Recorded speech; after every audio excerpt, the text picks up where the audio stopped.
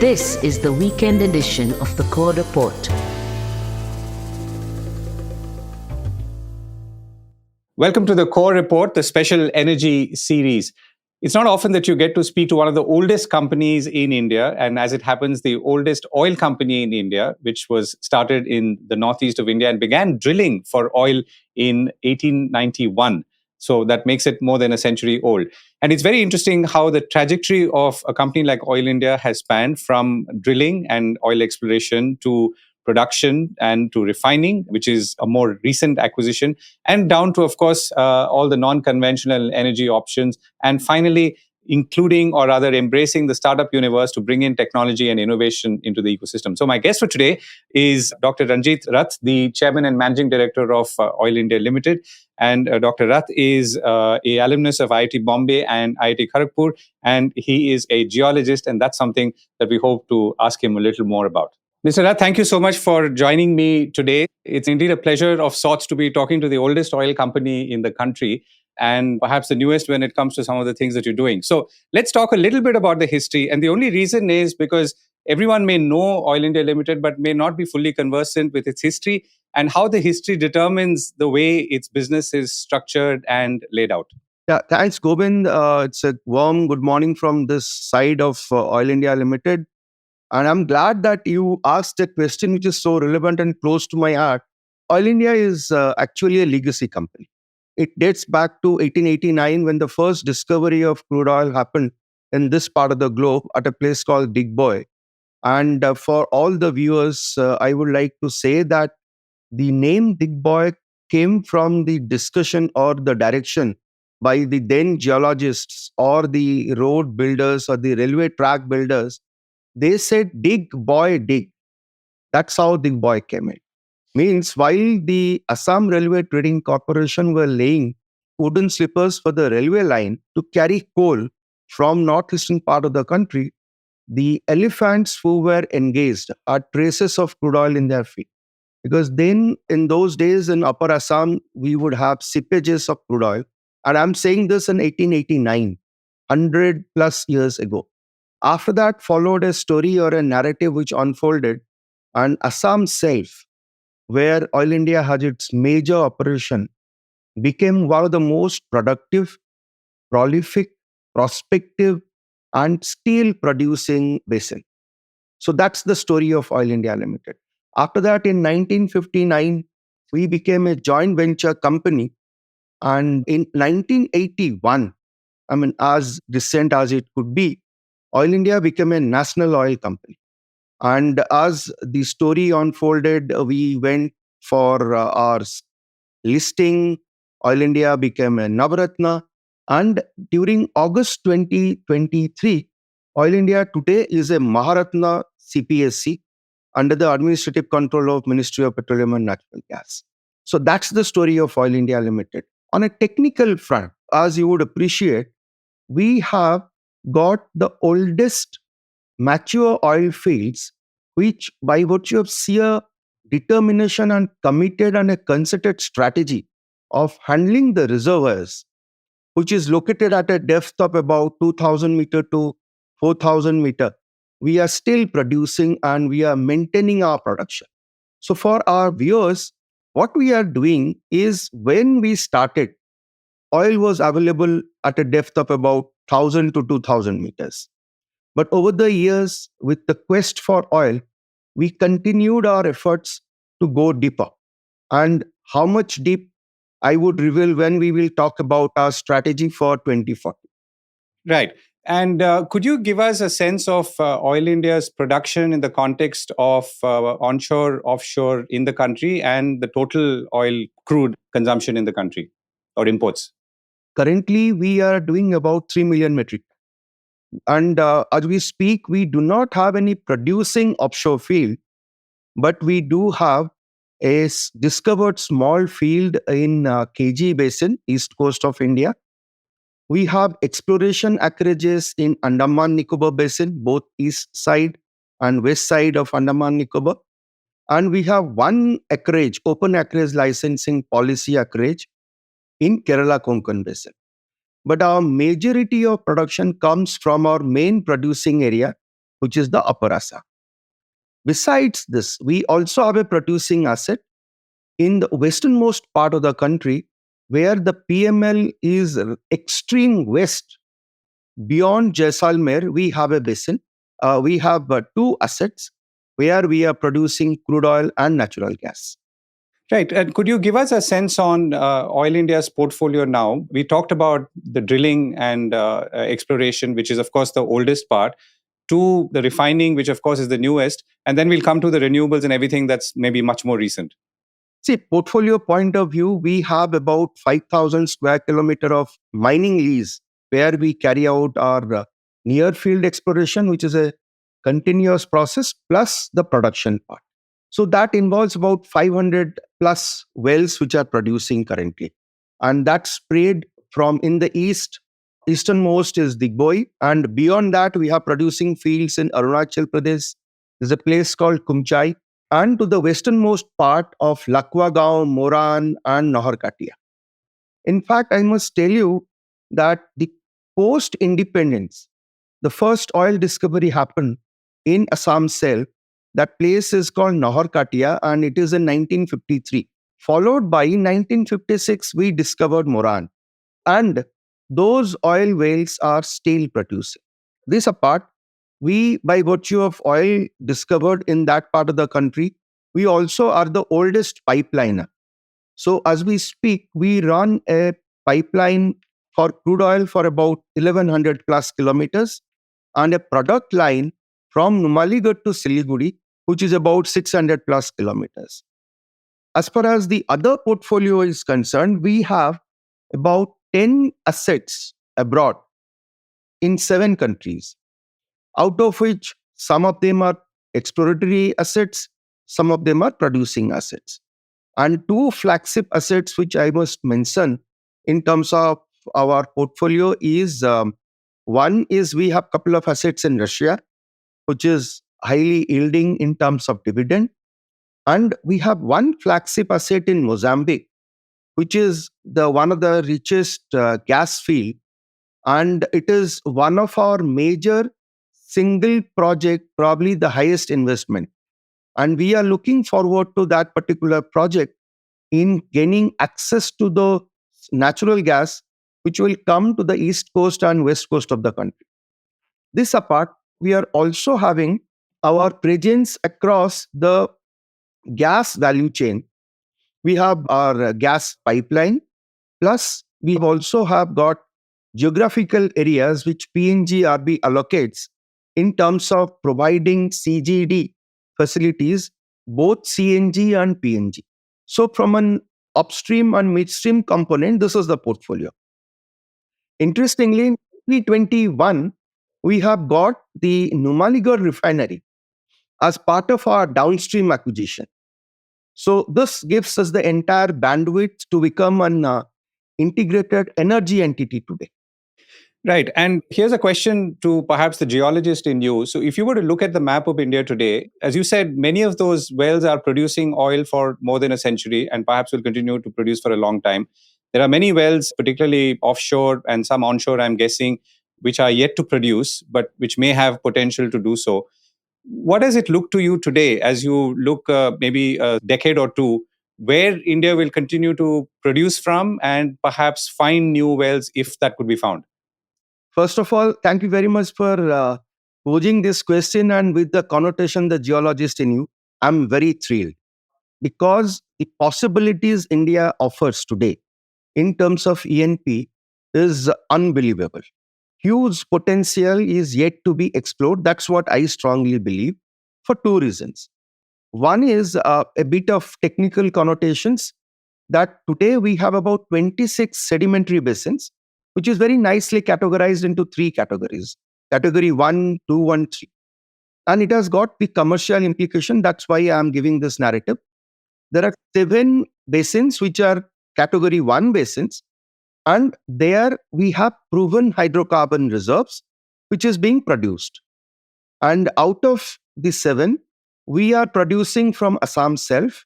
We have our interest in the Tripura basin. We have our interest in Assam Arakan fold belt. Plus, we have also our interest in the Jaisalmer basin. In terms of category 2 and category 3 basin, the path-breaking reforms which Government of India has brought in, that if you, instead of the help regime where production sharing contract was the order of the day, through HELP during 2016-2017, Government of India brought in a reform where the E&P companies could offer their bids or offer their proposals or evince interest in large parcels of land tract or offshore areas, that's why it's called open acreage licensing policy. And another thing that was brought in is the revenue sharing contract, by virtue of which, if you were intending to do exploration in category 2 and category 3 basins, the revenue commitment is nil. And that speaks volume in terms of the opportunity that has been created.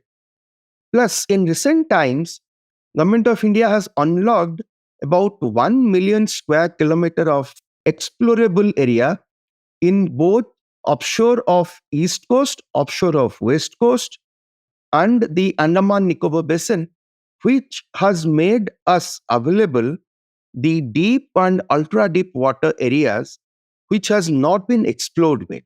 To supplement this, government is now carrying out through Ministry of Petroleum and Natural Gas and Directorate General of Hydrocarbon the National Seismic Program, where extensive data is being acquired in these areas and where Oil India was also mandated to do it.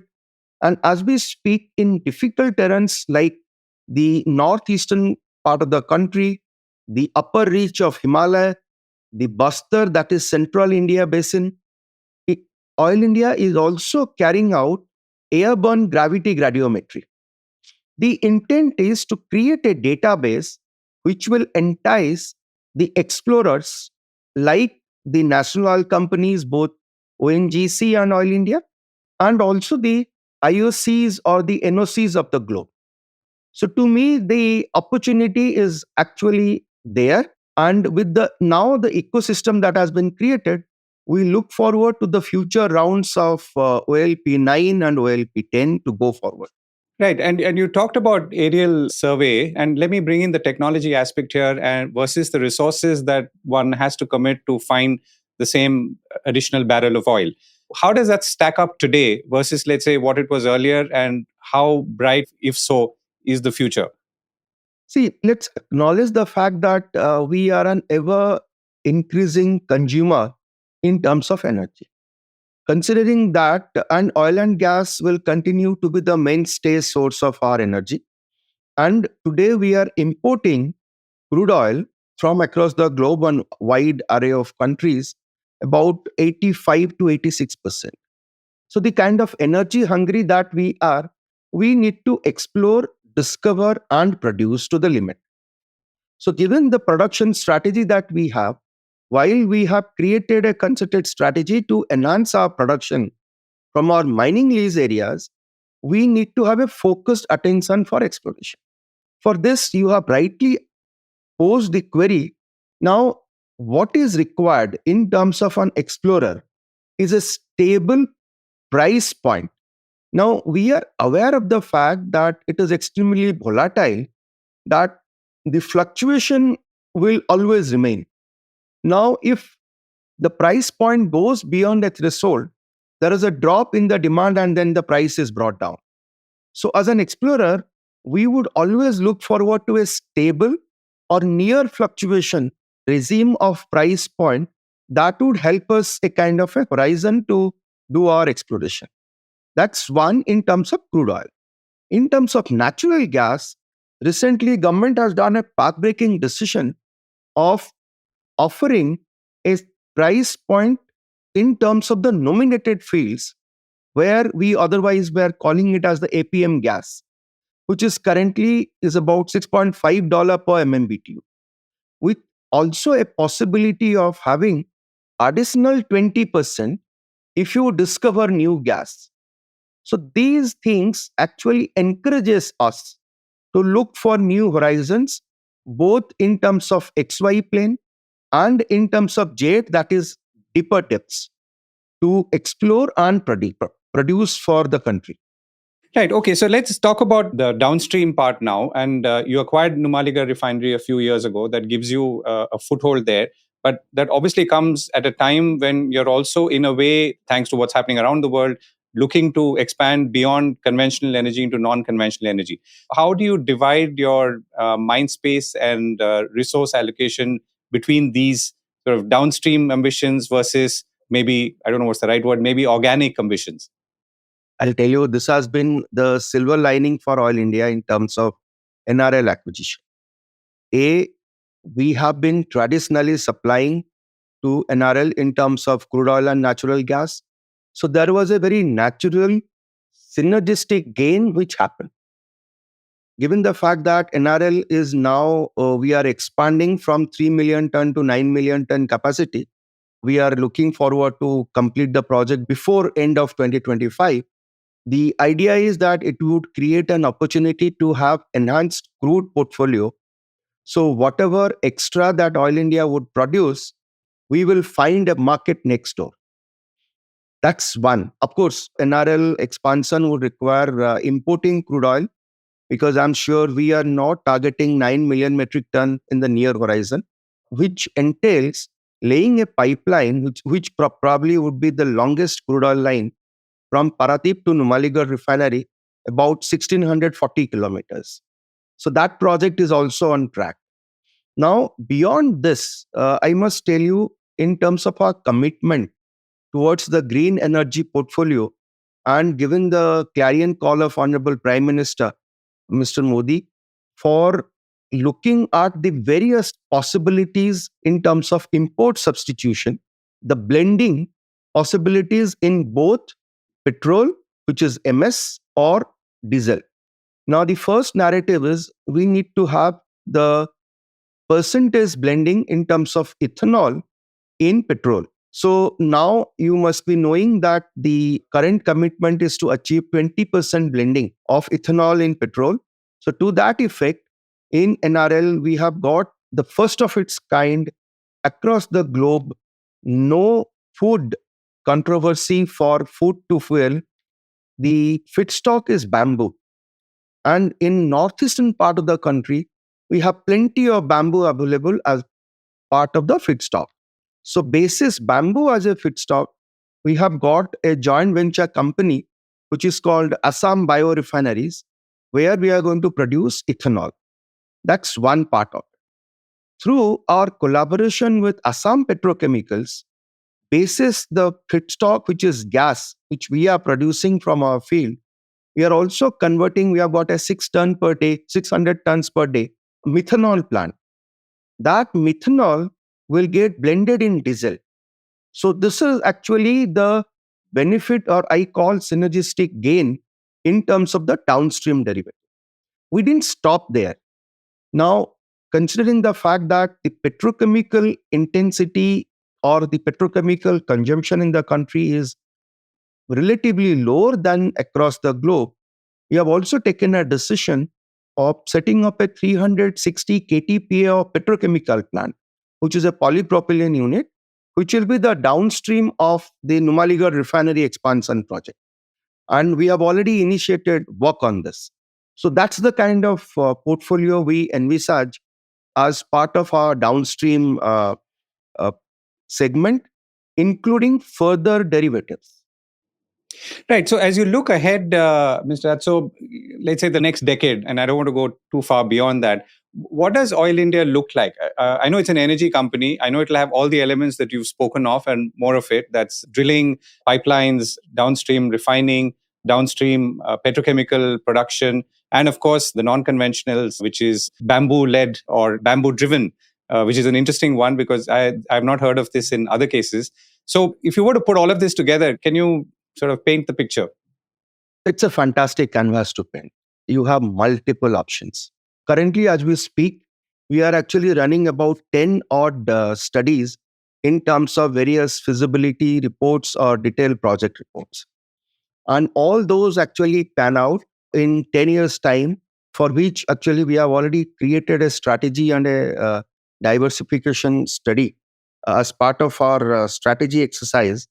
One, we will have augmented seismic data acquisition, 3D seismic at that.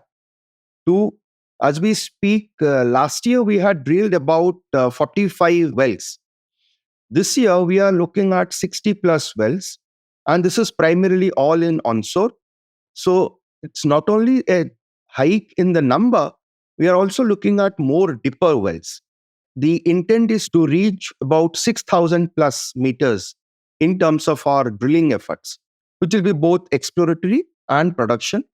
And going forward, we are looking at 75 plus wells year after year. That's as part of the exploration portfolio is concerned. Can I quickly interject a question? So you're saying 6,000 meters, which is 6 kilometers, and it sounds pretty deep. How does that compare with anywhere else in the world in terms of deep onshore drilling?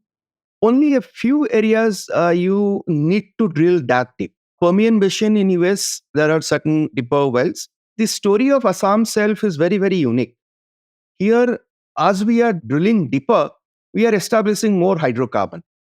So the quest for hydrocarbon is actually driving us to not only attempt to drill deeper, the stack of sedimentary formations in this part of the globe, in the upper Assam, is absolutely thick.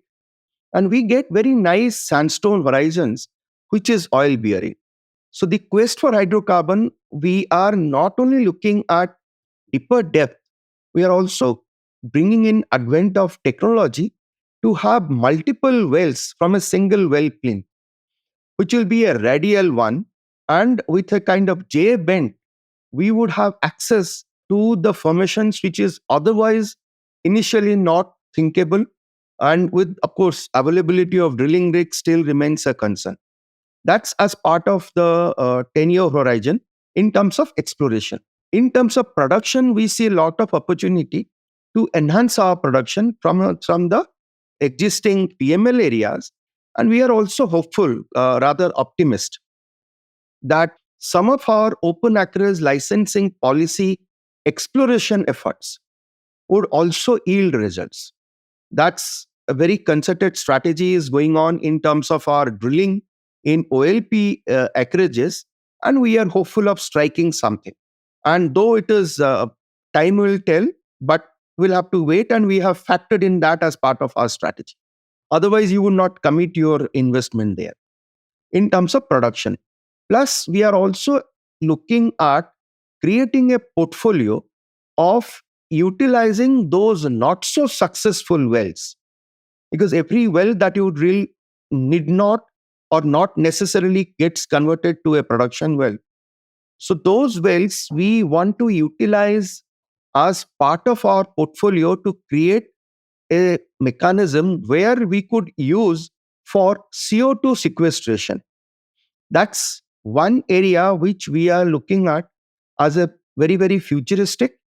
And given the portfolio that we intend to have a net zero by 2040, we want to create that kind of a mechanism where we would create a carbon offset process. So that's the other piece which is going to happen. Plus, the Andaman Nicobar exploration acreage, we are going to spurt the well by mid 2025. That would actually open up Oil India's exploration efforts in offshore. And we are also looking forward to the OLP 9 and OLP 10 bidding rounds, where we would have possibly some acquisitions of OLP blocks and take up the exploration. And should there be any discovery, then we would also get onto the field development part of it. And this, besides, the alternative energy portfolio will continue to be harnessed. And we have already taken a decision that we would create an Oil India Green Energy Limited, of course, subject to approval of government, but that decision has already been taken. So does hydrogen and all come under that, or? Yes, we must tell you that we had already created the first pilot plant basis solar energy source, electrolyzer, and a hydrogen pilot plant. Plus, we have also got through our startup idea a hydrogen fuel cell bus, which is under trial run right now. And as we look at it with the Numaligarh refinery, We have already placed an order for 2.4 KTPA of green hydrogen, and we are going to scale it up. Plus, we are also looking at other possibilities of green hydrogen and green ammonia, along with some fertilizer companies. And these things would actually come under the Oil India Green Energy Limited, which would possibly a wholly owned subsidiary. Right. And let me go back to conventional for a moment. And these are my last few questions. In the past, you've talked about, for example, the need for technology partnerships. And particularly when it comes to, let's say, drilling new wells or the ability to explore acreage that you've got. And you've got, as I understand, more than 60,000 square kilometers of it. So what's the kind of technology that exists in the world that companies like Oil India could access or would need to access? And what would that specifically achieve? See, I would narrate it in two parts. One is, since this is our venture into, though we had drilled some offshore wells off the coast of Odisha in Mahanadi offshore, those are in late 80s, early 90s. Now we are looking at deep and ultra deep water. So our effort along with DGH and Ministry of Petroleum and Natural Gas through various roadshows and through one-on-one interactions is to have some collaboration with international oil companies or the NOCs of the globe who has got significant presence in offshore. It's more about de-risking the effort in terms of identifying the prospects. And as we speak, we are also got collaboration with some of the universities in USA. And we are also having a good collaboration with IIT Bombay, IIT Kharagpur in the country. And we are looking at these studies, which is primarily called petroleum system modeling. And the extensive data which was not available gives us access to establish the prospectivity of the area. See, from an offshore exploration point of view, the serious factor that makes the well successful or not successful, but not a failure, in terms of having understood the prospectivity of the location or the field or the basin.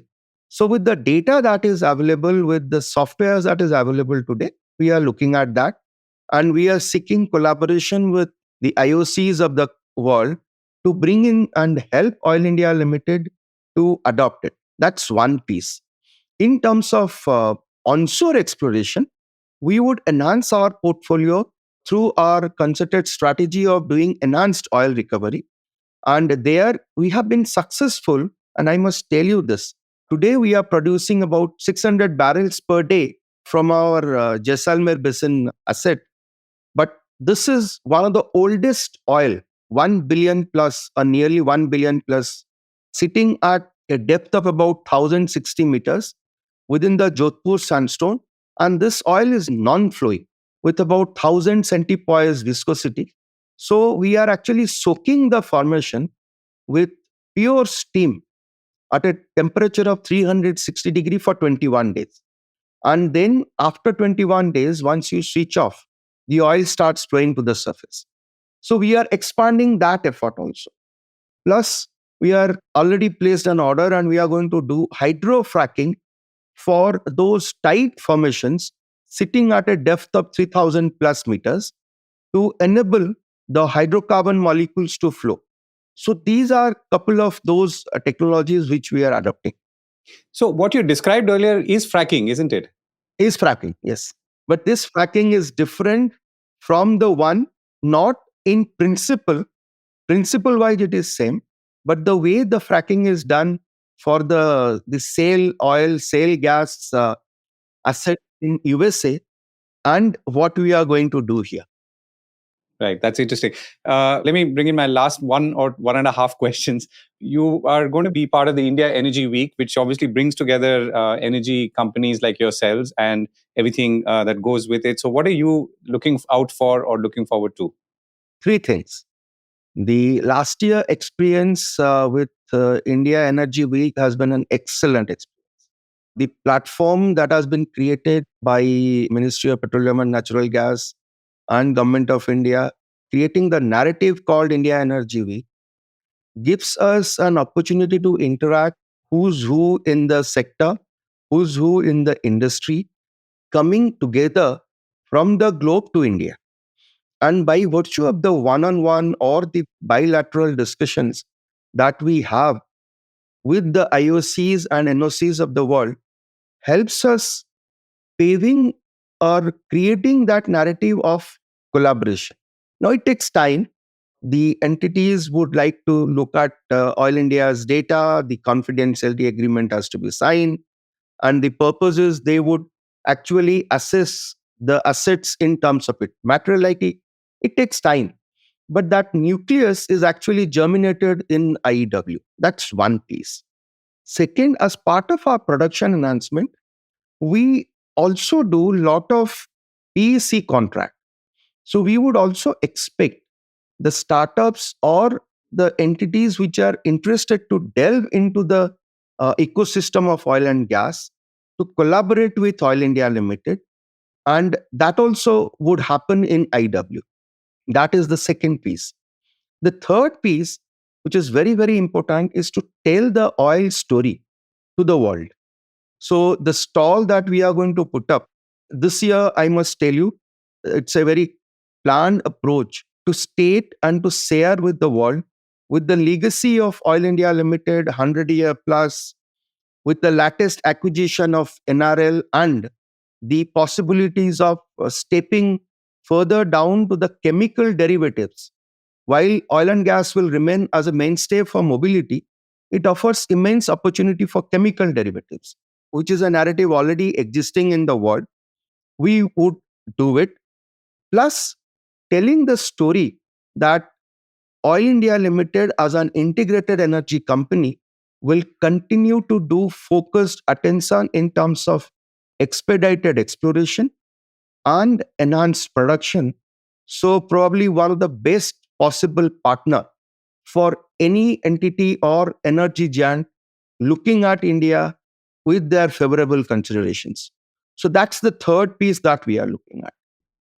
Right. So, absolutely last question. If you were to go back a few decades, what would you say to a young person? Because you mentioned startups, which means young people who should look at energy, both conventional and non conventional. What would you say to someone who's, let's say, passing through IIT Kharagpur, maybe considering should I do geology, should I not do geology, and what is the future ahead?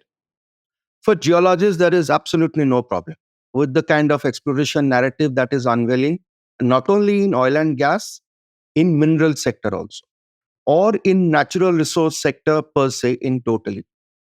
Plus, there is another dimension of geology which is called engineering geology, which is actually a mainstay for infrastructure development. So, for geologists, I don't see any difficulty. That's one piece. But let me tell you, it's not about only geologists. It's about engineers. It's about the MBAs who are practicing HR. It's about the finance people. Now, for everybody, India continues to remain a bright spot. And as public sector undertakings, we have a social commitment in terms of creating a capital intensive narrative. I mean, you must appreciate that last year, the oil and gas PSUs, in total, we did about 1 lakh crore investment. And this year, we will also do a similar number. All these investments in hydrocarbon space creates economic opportunity and employability. That's one part. Plus, we also gave lot of thrust and startups. And last year in IEW, two of the startups which were incubated under Oil India Limited were awarded first and second rank also. And they're very, very up forward looking. And we have continued to create a narrative in terms of encouraging startups. We have a initiative called SNAKE, and we collaborate with IITs, IIMs for helping the students to create those opportunities. And last year, I'm sure this year also we will have a display of those innovative ideas through the startups, and some of them will be also nurtured by Oil India Limited, and some of them will be future Oil India partners. So that's something which also happens in IW. Right. And that's a very positive note to end on, looking at the future, with Young India. Thank you so much for joining me, Mr. Rath. Thank you very much.